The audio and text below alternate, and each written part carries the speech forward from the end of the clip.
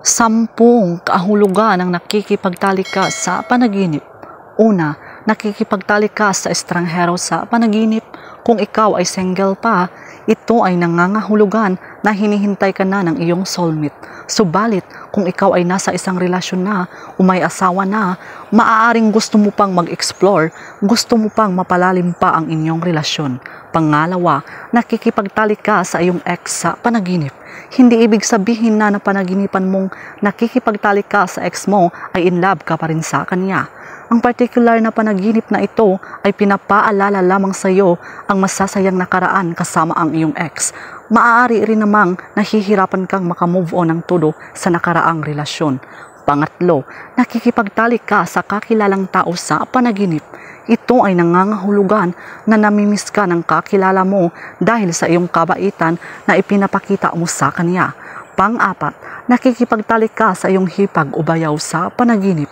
Ito ay nangangahulugan na ikaw ay may magandang relasyon o close kayo sa iyong hipag o bayaw sa totoong buhay. Panglima, nakikipagtalik ka sa iyong kaibigan sa panaginip. Huwag mabalisa kung sakaling mapanaginipan mong nakikipagtalik ka sa iyong best friend. Kayong dalawa ay malapit na talaga sa isa't isa. Subalit ang panaginip na ito ay nagpapahiwatig na ikaw ay mayroong sexual feelings para sa kanya.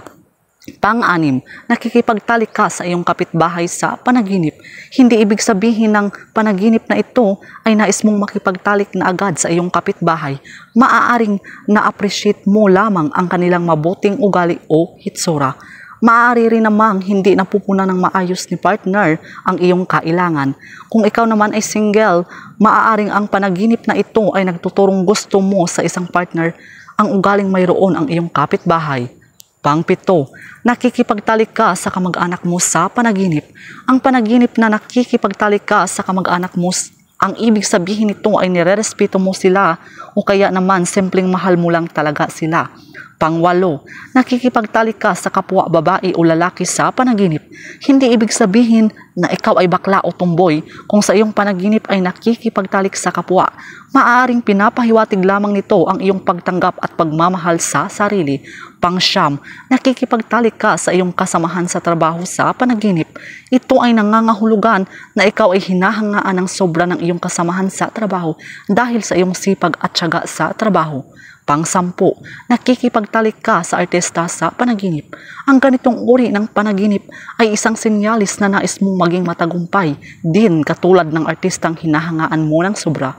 So yun lang po mga kaibigan. So please do subscribe and hit the notification bell para ma-update po kayo sa susunod na mga videos. Maraming salamat.